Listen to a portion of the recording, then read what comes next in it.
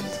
Moi, c'est vrai que j'ai terminé la partie de ma carrière, si on veut, dans le mouvement des femmes en 2001, mais j'ai jamais cessé d'être féministe, évidemment. Et Québec solidaire est un parti féministe. On y tenait beaucoup.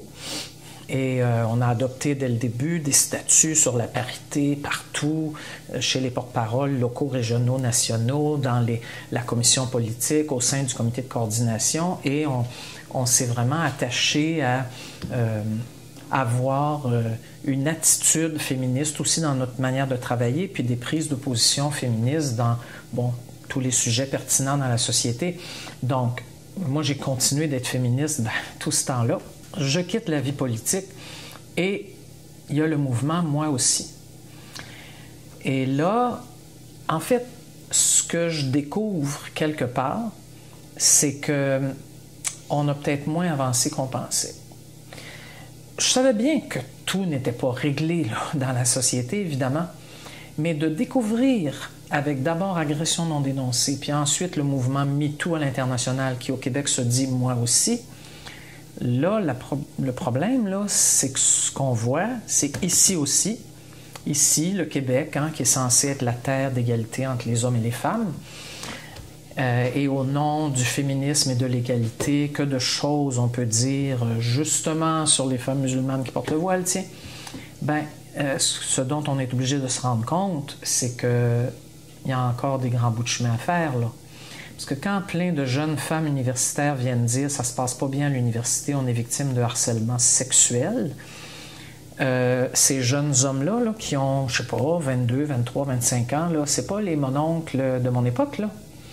Normalement, ce sont des jeunes qui ont été élevés dans une société égalitaire. Et pourtant, il y a visiblement quelque chose qu'ils n'ont pas compris, parce qu'ils continuent de faire du harcèlement sexuel, voire des agressions sexuelles graves à l'égard de jeunes filles. Moi, je pense que ça a secoué le Québec, tout ça, là. Il a bien fallu quand même qu'on regarde la réalité en face.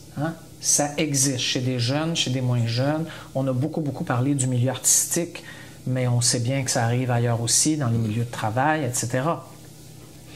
Alors, il y a toujours le bon et le mauvais côté des choses. Le mauvais, je viens de vous le dire, c'est qu'on se dit « c'est pas vrai, là, pas après tout ce temps-là ».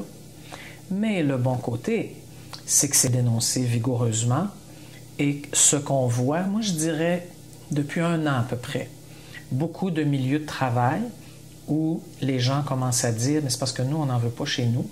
Fait qu'on va agir, on va travailler, on va mettre en place des politiques contre le harcèlement sexuel, etc. Ça se passait pas beaucoup avant, là. Donc ça, c'est quand même intéressant. Il vaut mieux connaître le problème, le nommer puis agir, que de faire semblant que le problème n'existe pas. Et il y a maintenant aussi des politiques contre le harcèlement sexuel dans les universités, dans les cégeps. Il y en a même une à l'Assemblée nationale. Donc, moi, je pense que tout ça, c'est quand même positif et il était temps que ça arrive.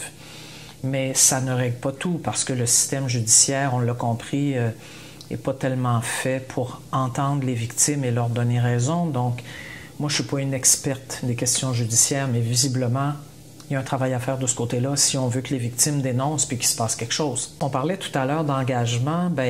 L'hiver dernier, donc ça fait à peu près 8 ou 9 mois, à un moment donné, il y a eu cette fameuse lettre écrite par, entre autres, Catherine Deneuve et d'autres femmes très connues en France pour dire, mais là, peut-être que MeToo, là, c'est allé trop loin. Et pour dire que les hommes, quand même, là, avaient une sorte de droit d'importuner.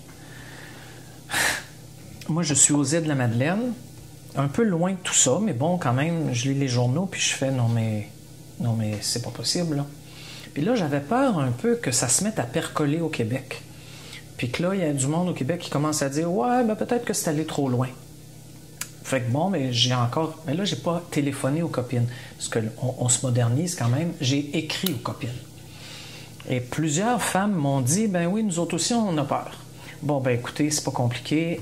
4 jours après, il y avait des femmes jeunes et moins jeunes, mais les plus jeunes, elles ont ouvert un site Facebook, en tout cas.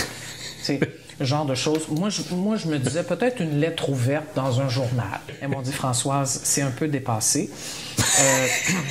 C'est correct, regarde, ils sont là pour ça, ils sont merveilleuses. Elles m'ont dit, non, on va ouvrir une page Facebook, on va écrire une déclaration, puis on va inviter les gens à la signer. quelle bonne idée. Alors au début, on était 5.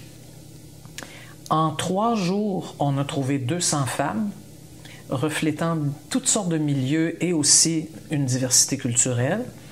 Les 2 plus jeunes, Léa Clermont-Dion et Aurélie Langto, ont passé à Tout le monde en parle le dimanche soir. Et quelques jours plus tard, il y avait 30 000 signatures. Le petit groupe s'appelait « Et maintenant ». Bon, là, le problème, c'est qu'il y a un certain nombre de gens qui nous écrivaient en disant « Ben alors, et maintenant, qu'est-ce qu'on fait? » Puis nous, on disait « Ben nous, on veut rien faire. Nous, on vous a juste dit « Et maintenant ».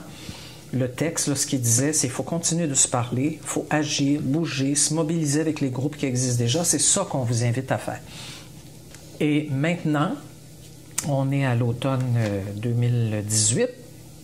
On entend moins parler de ces mouvements-là, mais de temps en temps, on voit surgir quelque chose. Il y a une semaine, Google, entreprise multinationale, probablement multimilliardaire, les employés sortent le même jour à la même heure partout, puis ils disent on n'en veut plus de harcèlement sexuel dans nos bureaux.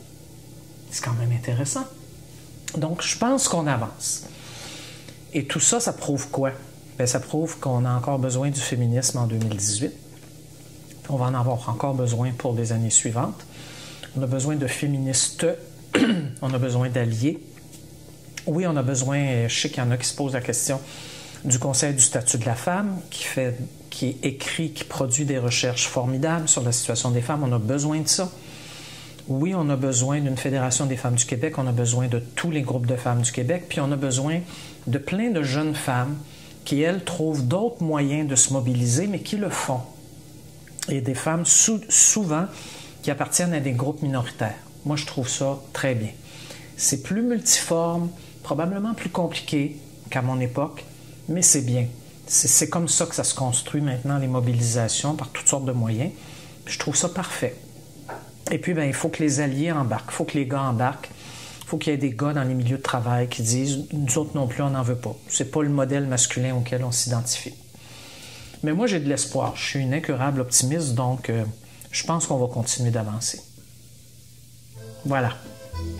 Fin.